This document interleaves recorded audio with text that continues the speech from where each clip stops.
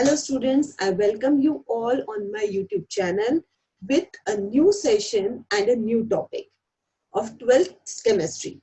So today we will be dealing with the second chapter of your 12th chemistry, and that is nothing but the solutions. Okay. So in solutions, today the introductory part, we will see some introductory part, then the different ways to express concentration, types of solutions, solubility, factors affecting solubility, and at last a Henry's law. There are more topics, but we cannot cover them in one video. We will see the later parts in the later video. Okay, so let's start with it. Now, first, when I say the word solution, what does all of you think of it? What comes into your mind? What strikes into your mind as I say solution? Yes, most of you must be thinking of some flavored sugar syrup like sharbats that you called it as rose sharbat or khash sharbat, or some may be thinking of nimbu pani, or some may be thinking of the different solutions that you see in the chemistry laboratory. Yes, so yes, you are right. So these are nothing but these all are nothing but the solutions. Okay, so but up till now you had a simple definition of solution in your mind, and that is nothing but solute plus solvent. You think that solution is nothing but solute plus solvent, and you know that the solute is the substance which is present in minor quantity, and solvent is the substance that is present in the major quantity. And when we think of a lemon sugar syrup, so in that, lemon as well as sugar are added in smaller quantity, and hence they are nothing but the solute, whereas the water is taken in a major quantity, and that is nothing but the solvent. So yes, you were right. These all sugar syrups or anything when we mix something in water or something which dissolves in water makes the solution. Okay.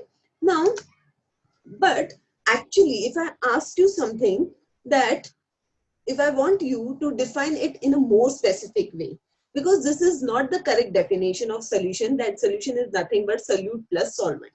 This definition was limited up to the lower level of the classes, but now you should be specific in defining the solution. And hence, the solution is defined as the homogeneous mixture of two or more chemically non-reacting substances. Chemically non-reacting substances whose composition can be varied with certain limits. Okay. Now let us emphasize on this definition. So we are saying that solution is nothing but a homogeneous mixture. Homogeneous. Homo means same and genus means phase. Phase means either solid phase, liquid phase, or the gaseous phase. So solution is nothing but a homogeneous mixture, means either it may be in the solid state, or it may be in a liquid state, or it may be in the gaseous state. Now, mixture of what? Mixture of two or more chemically non-reacting substances. Now, these words are very important. Chemically non-reacting. Chemically non-reacting means what? And chemically reacting means what? Let us understand it first.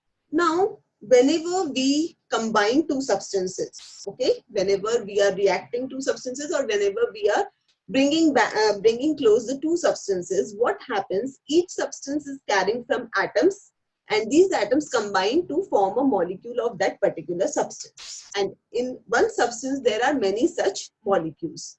So inside the molecule, the atoms are attached with each other with the help of intramolecular force of attraction. And these all molecules inside a substance are combined together with the help of intermolecular force of attraction. Now, if the two substances, when we bring the two substances together, and if there is the intramolecular force of attraction changes, means the two substances are reacting chemically.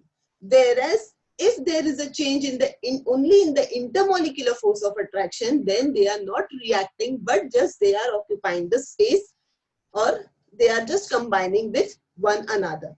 And hence, a solution is formed only when the two or more substances are chemically non-reacting. Means only the intermolecular forces of attraction should change and not the intramolecular force of attraction. Okay.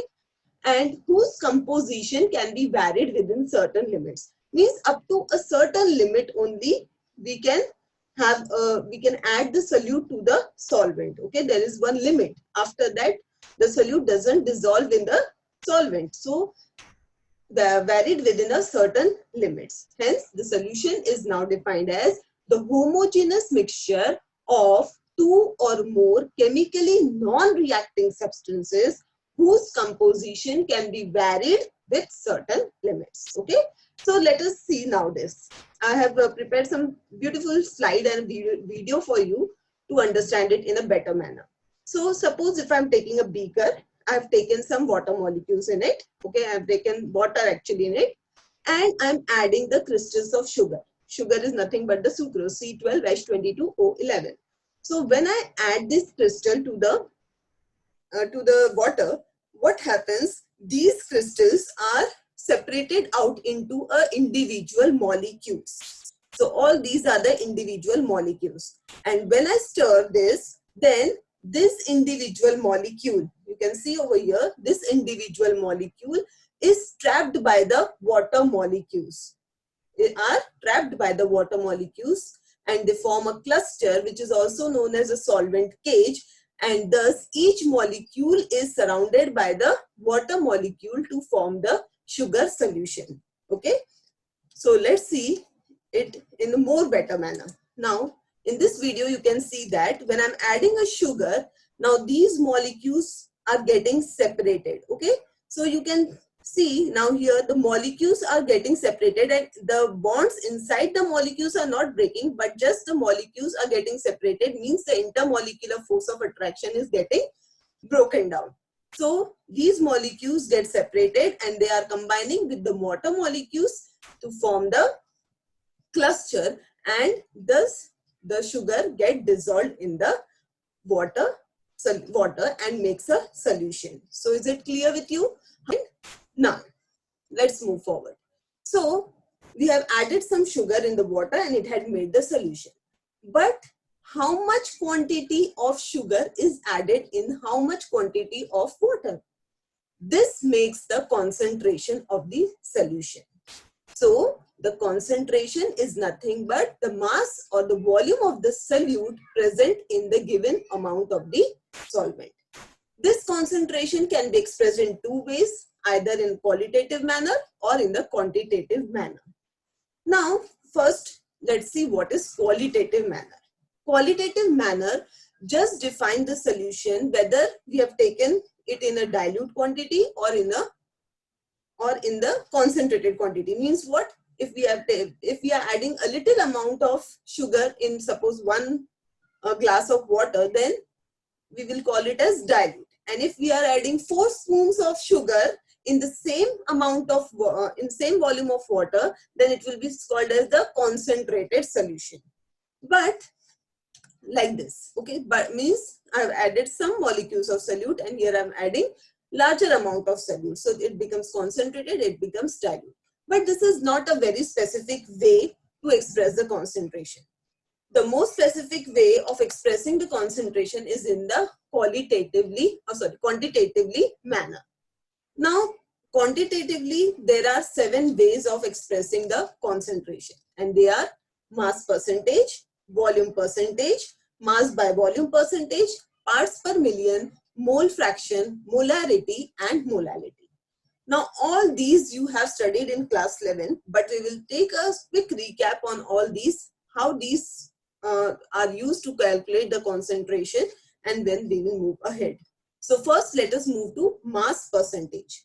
Mass percentage. It is nothing but the mass of the component in the solution to the total mass of solution into 100. Mass percentage can be calculated as the mass of component. Component means here we are adding the solute. So solute is nothing but the component. So mass of component in the solution upon the total mass of the solution into 100.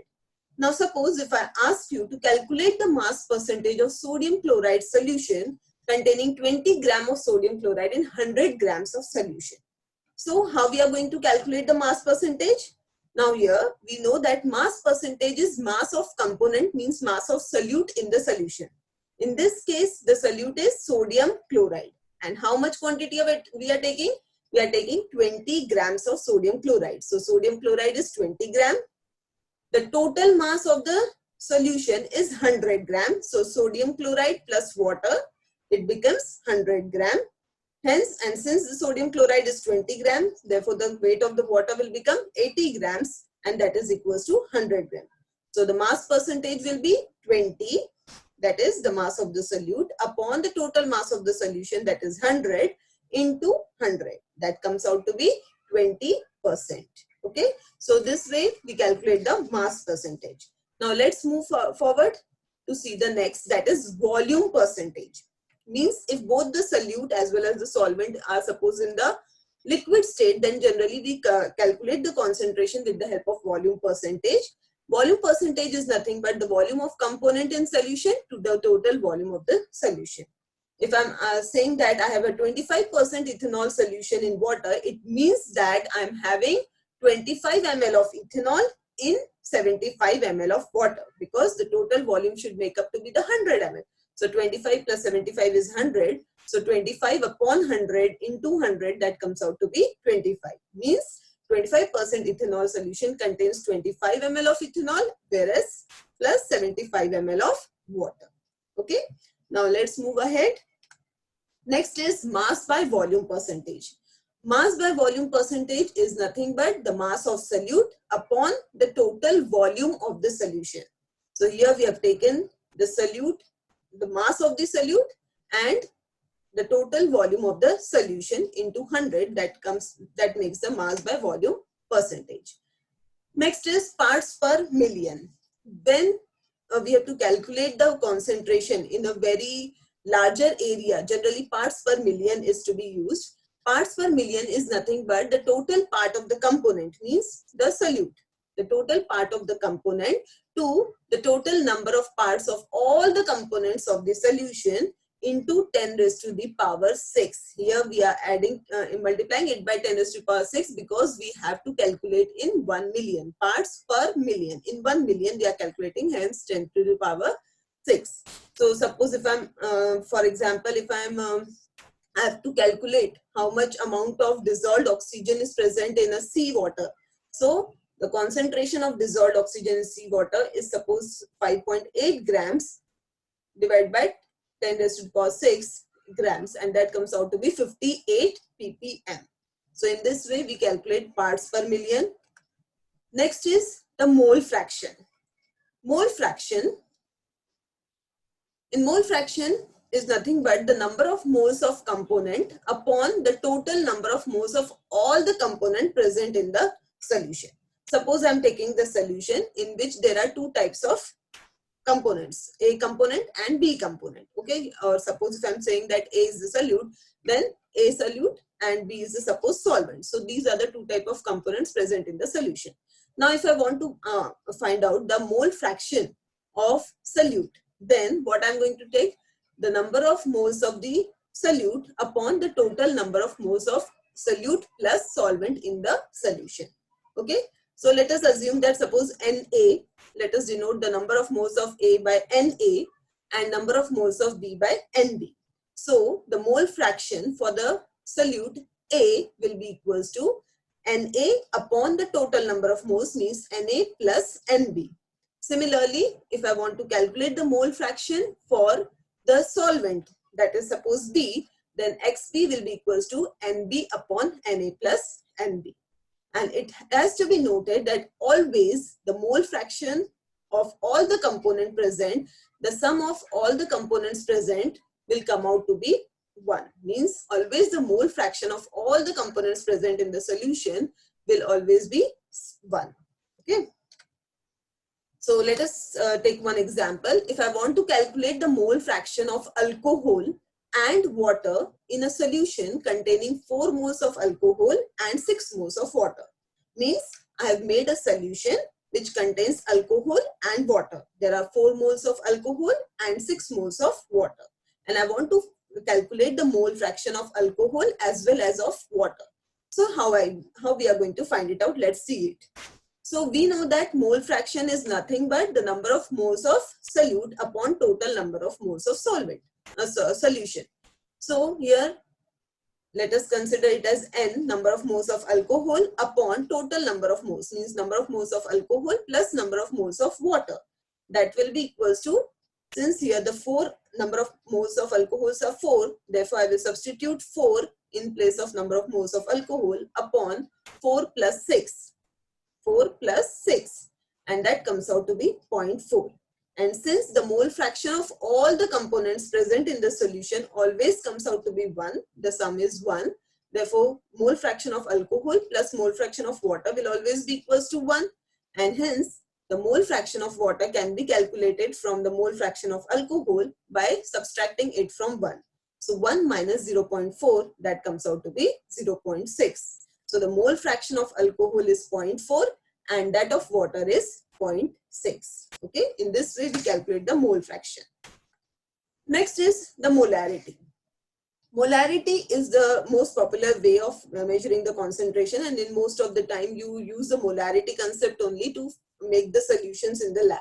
Okay, so molarity is nothing but it is defined as the number of moles of solute dissolved in 1 liter of the solution.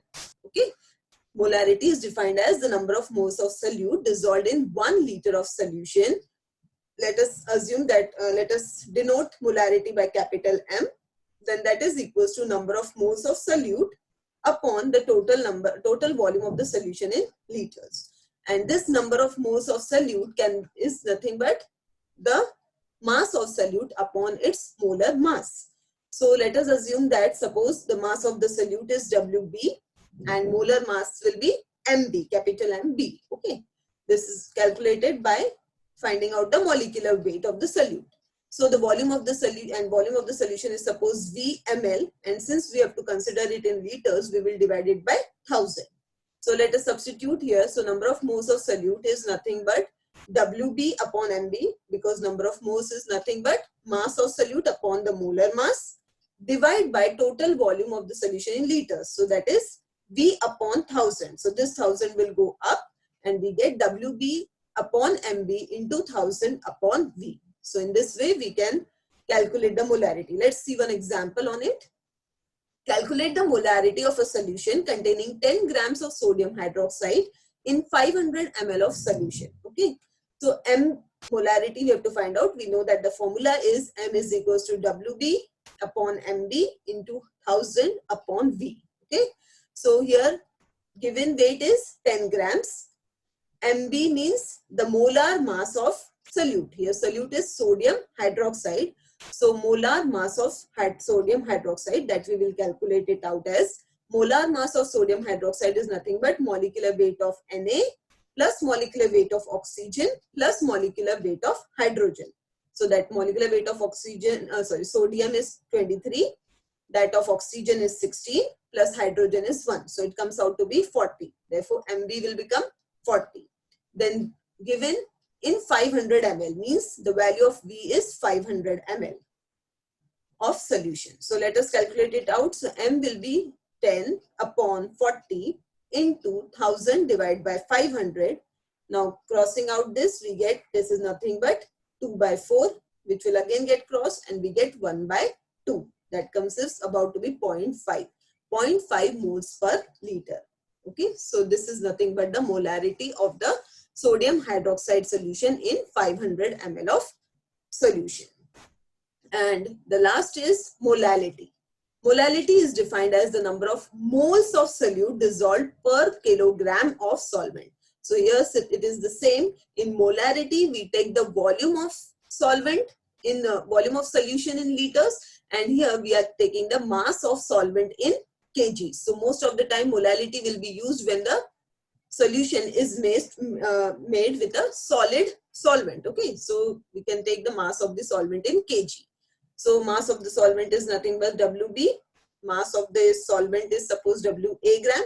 Then molality can be expressed as WB upon the molar mass of solute into 1000 upon WA. So these are the different ways of expressing the concentration that you have been studied earlier only. Now let's move ahead. Okay, so up till now the concept of solution is nothing but solute plus solvent, or I should say it is nothing but the homogeneous mixture of two or more chemically non-reacting substances, okay, that are dissolved in under certain limits. So now, depending upon what type of solute and what type of solvent are we using, there are different types of solutions, okay, depending upon the solvent, mainly on the solvent. If the solvent is solid, in solid state, then we get the solid solutions. If we are taking the solvent in liquid phase, then the solution will be liquid solution, and if the solvent is in gaseous phase, then we get the gaseous solutions. So these are the different ways of classifying the solution, that is gaseous solution, liquid solution and solid solution. We will see one by one. First is the gaseous solution. Gaseous solution means what? In all the time, the gas will be the solvent, and if we are adding gas in gas, then it becomes a solution of gas in gas solvent. If we are adding liquid to the gas, then it becomes liquid in gas type of solution. And if I am adding solid in gas, then it becomes solid in gas type of solution. Let us see one by one with example. So first we'll see the gas solution. Now, the simple example of the gas in gas is that of the atmosphere. In the atmosphere, there are many gases present. So it is nothing but the mixture. And since it is a mixture, we will call it as a solution. And since the solvent is in the gaseous phase, this becomes a gas solution. So gas solution is nothing but the mixture of gases. Gas in gas. Second is liquid in gas. Means again the solvent remains gas and the solute is liquid. So if I am adding chloroform, which is in the liquid state, to the nitrogen gas, then I will get a liquid in gas type of solution, which is in gaseous state only. Then third is the solid in gas. Suppose I take camphor and I'm adding this camphor to the nitrogen gas, then I get the solid in gas type of solution. The next type is liquid solution. Okay, the next type is liquid solution, means the solvent will remain liquid and we will add different types of solute to it. If I'm adding gas in liquid, then it becomes gas and liquid type of solution. If I'm adding liquid in liquid, then it becomes liquid in liquid type of solution. And if I add solid in liquid, then it becomes solid in liquid type of solution. Let's see it. So in this case, you can see here the solvent will remain the liquid. Every time the solvent will remain liquid.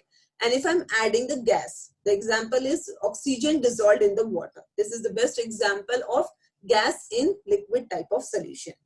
Second is, if I'm adding one type of liquid in another type of liquid, like if I'm adding the lemon juice to the water, then it becomes liquid in liquid type of solution. Third is solid with liquid, means solid in liquid. If I'm adding glucose or if I'm adding sugar to the simple water, then it makes solid in liquid type of solution. And this is most important because we are going to emphasize the solid in liquid type of solution only in this solution chapter of class 12 chemistry. Okay, so solid in liquid will be emphasized in this chapter. Now let's see the other type, that is the solid solutions. Means when the solvent remains solid and we are adding different solutes, then it makes the solid solution. For example, if I'm adding the gas in solid, like hydrogen gas, if I'm adding the hydrogen gas to the palladium, which is a solid in state, then I get hydrogen in palladium. This is the best example of solid gas in solid. Second is the solid liquid in solid. So liquid solute is liquid and solvent is solid. So liquid state, we get mercury. Mercury is in the liquid state, and sodium metal is again a solid state. So if I'm adding, we get a sodium amalgam, that is sodium amalgam liquid, which is again a solid state, and hence this is a solid solution. And third is solid in solid.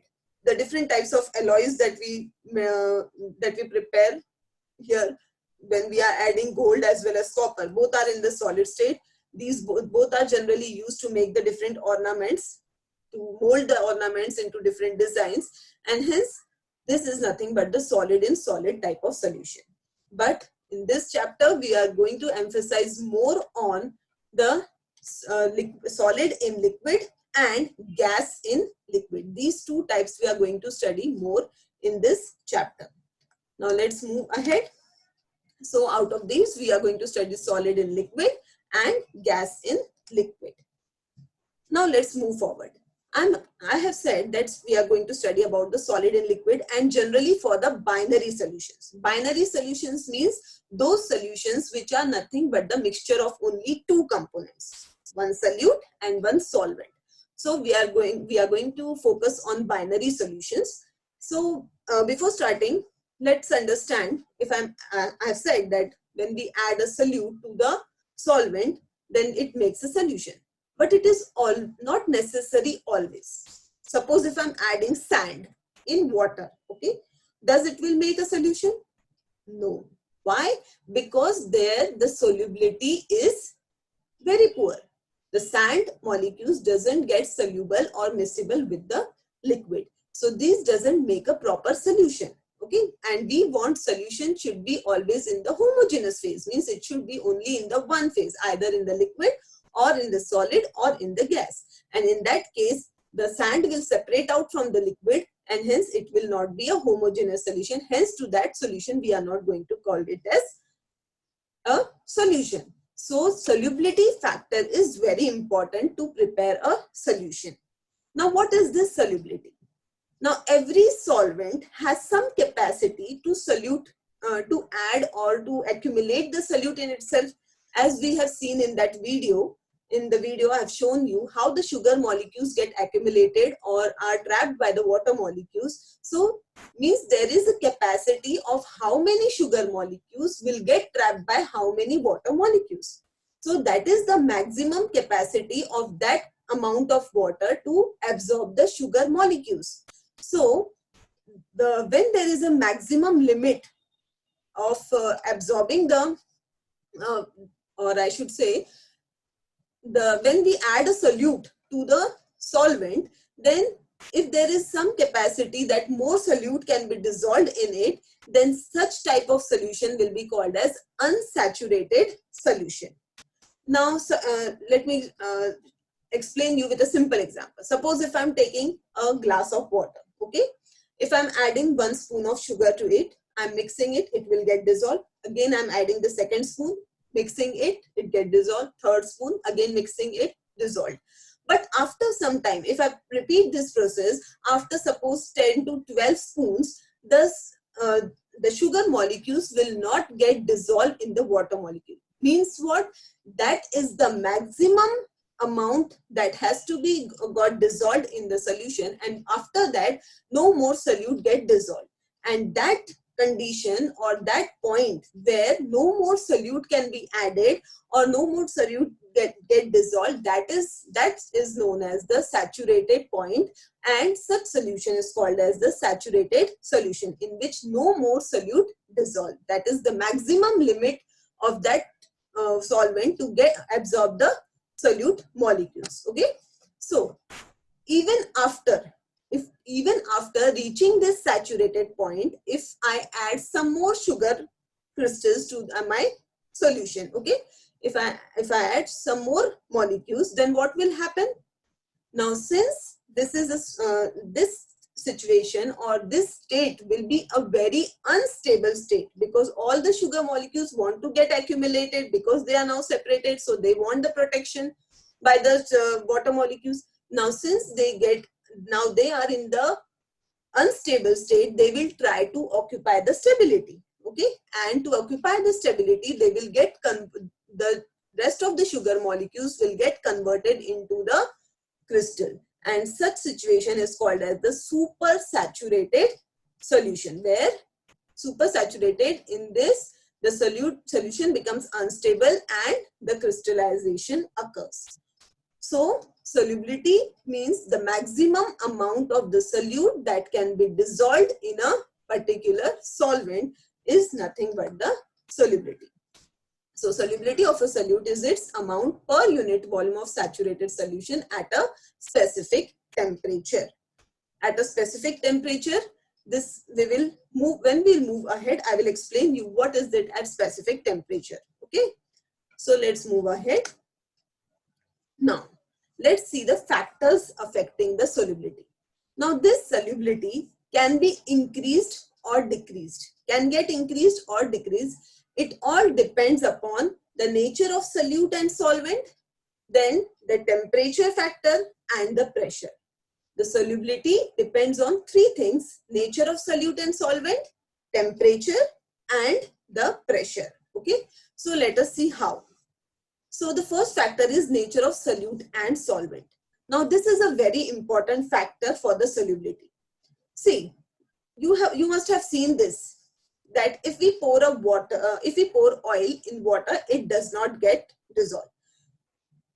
Now, even after mixing, or even after mixing it for very forcibly, after some time, these oil molecules will get accumulated at the top of the water.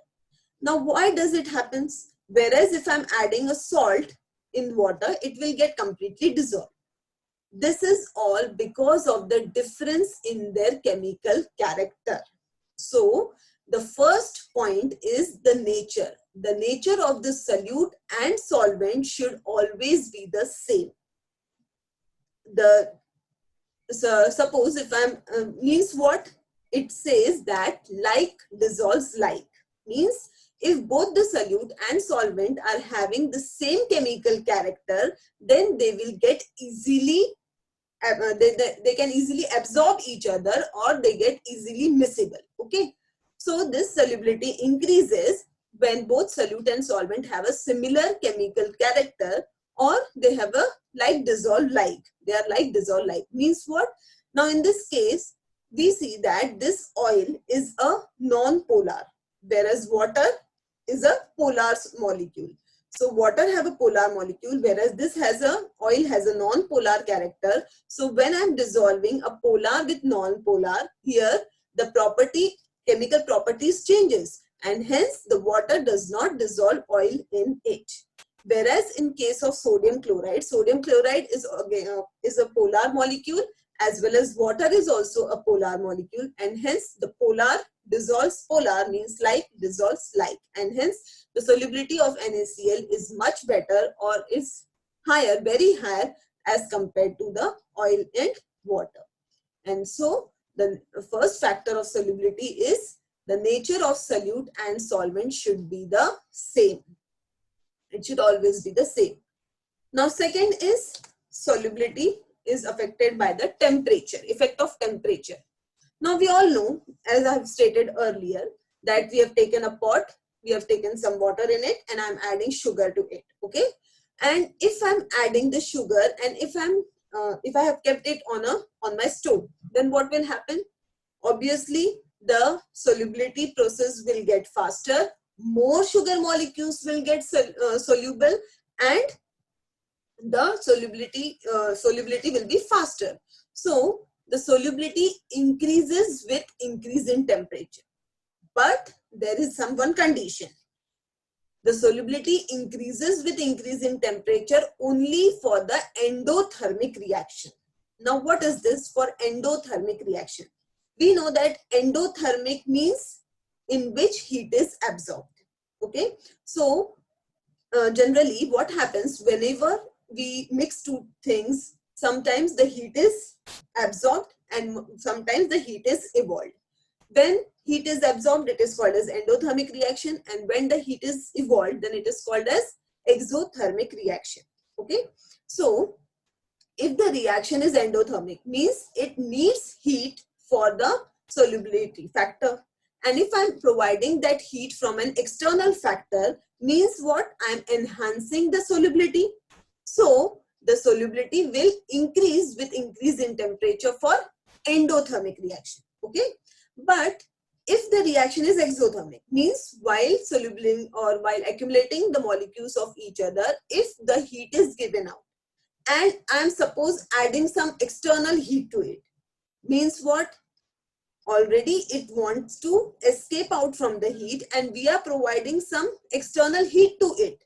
So in that case, the solubility will decrease Okay, solubility time will increase because it has to escape out more heat, and hence the solubility time will increase, and thus the solubility factor will decrease if I am going to increase the temperature for the exothermic reaction. And hence in this way the temperature affects the solubility.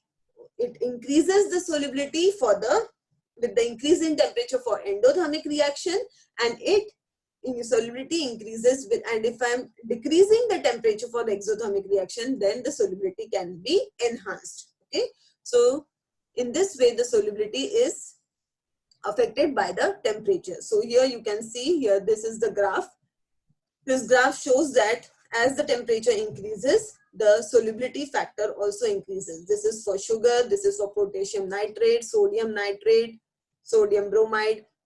Each and every solute has a different solubility factor depending upon how much amount of heat is evolved or how much amount of heat is absorbed during that particular reaction. So this is effect of solubility, effect of temperature on solubility. Now next is the effect of pressure. Generally, the pressure doesn't affect the solids and the liquids, because if I'm adding some solid and in a water, and if I'm applying some pressure to that by applying a piston, then it doesn't affect the solubility. Okay, so the solubility, the pressure factor affects the solubility only if it is the solution of the type gas in liquid. Okay, so suppose this is my container. I have taken some liquid and some gas is mixed in it. Suppose let us consume that this is nothing but the carbonated drink that you have. Generally Pepsi, Coca-Cola, you all know that these solutions carry the carbon dioxide gas. So these are nothing but water, sweet water mixed with carbon dioxide. So let us assume this. Now when the pressure is when the piston is at this point, you can see that most of the gas molecules, these red are the gas molecules and blue is the water solution. So these gas molecules are present all over the container. Now if I'm applying the pressure, if I apply the pressure to the piston, what will happen? These gas molecules will start accumulating inside the water as the space has been reduced. So as the pressure has been applied, so with the increase in the pressure, the number of the gas molecules dissolving in the liquid has increased, and hence with the increase in the pressure, the solubility of gases in the liquid increases. Okay, so and this factor of how much amount of pressure is to be applied to increase the solubility of gas in liquid is given by the Henry's law, which states that the solubility of a gas in a liquid is directly proportional to the pressure. The more the pressure we apply, the more will be the solubility of gases in the liquid. And hence the solubility is directly proportional to the pressure P according to the Henry's law. And if I want to remove this proportionality sign, I will equate it and add a proportionality constant. Suppose that proportionality constant is Kh, then S is equals to Kh into P, where Kh is nothing but proportionality constant, which is also called as Henry's law constant. S is the solubility of the gas in moles per liter, P is the pressure of gas in bars, and hence the solubility is equals to Kh into P. If I want to derive its unit, it becomes Kh is equals to S upon P. Solubility is taken in moles per liter and pressure is taken in bar. So it becomes moles per liter per bar. Let us solve one numerical on it. Okay, before that, there are some exceptions for the Henry's law. Henry's law stated that the solubility of the gases increases with the increase in the pressure. But there are exceptions that like gases like ammonia and carbon dioxide do not obey Henry's law. They do not obey Henry's law. Why? Because they are highly soluble in water. They are already highly soluble in water, means their solubility factor is more as expected by the Henry's law. Hence, ammonia and carbon dioxide are the two exceptions which do not obey the Henry's law. Now let's solve a numerical. The solubility of nitrogen gas in water at 23 degrees Celsius and 1 bar is 6.85 into 10 raised to power minus 4 moles per liter. Calculate Henry's law constant and also calculate the molarity of N2 gas dissolved in water under the atmospheric condition when the partial pressure of nitrogen in the atmosphere is 0.75 bar. Okay, so here they are asking us to calculate the solubility. Solubility is given and we have to calculate the Henry's law constant, means we have to calculate KH. Now from the previous we know that KH will become, if I keep this KH here and P bring P on this side, then it will become KH is equals to S upon P, and therefore KH will be equals to S upon P. The pressure is, solubility is given as 6.85 into 10 raised to the power minus 4 moles per pm cube or moles per liter, divide by pressure in bar. So it is already given in bar. So first is it is 1 bar. So 1 bar. So KH will come out to be 6.85 into 10 raised to the power minus 4 divided by 1, and that is nothing but 6.85 into 10 raised to the power minus 4 moles per liter per bar. Second, it is asking us to calculate the molarity of, it is asking us to calculate the molarity of N2 gas dissolved in the water. So we have to calculate the solubility of nitrogen gas when the condition has changed from 1 bar to 0.75 bar. So solubility is nothing but KH into P. And since the conditions are same and we have calculated the Henry's law constant, we can use that Henry's law constant over here. So S is equals to KH into P as calculated by us. Henry's law constant is 6.85 into 10 raised to the power minus 4 mole per dm cube per bar into the pressure now here is 0.75 bar. So let us substitute 0.75 bar in place of P and we get 5.183 into 10 raised to the power minus 4 moles per liter. Bar will get cancelled and we get 5.183 into 10 raised to the power moles or minus 4 moles per liter. So in this way we can solve the numericals based on the solubility. Okay, so this is all for today's session. I hope you have understood the different types of solutions, the different ways of expressing the solution, and the factors that affect the solubility of a solution. Okay, so in the next video we will move forward we will move forward and we will see the further part. So till then, bye bye. Thank you.